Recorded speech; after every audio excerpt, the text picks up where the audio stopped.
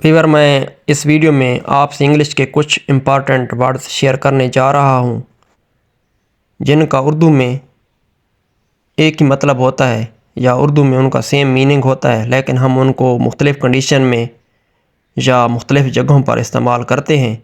तो आइए देखते हैं कौन सा वर्ड्स कहाँ पे यूज़ होगा। पहला है ब्रेक। ब्रेक का मतलब है तोड़ना। जब हम किसी सख्त चीज़ को तोड़ते हैं, मसलन लोहा है, पत्थर है, कोई ऐसी चीज़ है, उसके लिए जो वर्ड इस्तेमाल होगा वो है ब्रेक। नेक्स्ट है प्लक। प्लक का मतलब भी है तोड़ना।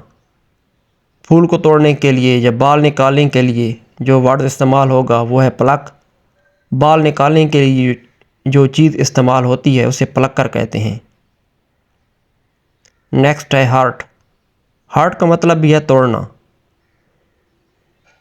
दिल का तोड़ना, किसी का दिल तोड़ देना, किसी को हार्ट कर देना, किसी का दिल दुखा देना, इसके लिए जो वर्ड इस्तेमाल होगा वो है हार्ट। नेक्स्ट है ब्रेकअप।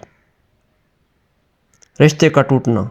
ब्रेकअप का मतलब भी है तोड़ना, मतलब कि रिश्ते का तोड़ना। खुदा ना करे किसी में अलहदगी हो जाए, किसी में डिवोर्स हो जाए, तो उसके लिए जो इंग्लिश का वर्ड इस्तेमाल होगा वो है ब्रेकअप। नेक्स्ट है पैचअप। जब लड़ाई झगड़े के बाद दोबारा रिश्ता जुड़ जाता है, सुलह हो जाती है, तो उसके लिए जो लफ्ज़ इस्तेमाल होगा, जो वर्ड इस्तेमाल होगा वो है पैचअप। अगर आपको जो वीडियो पसंद आई है तो लाइक कर दें, शेयर कर दें। थैंक्स।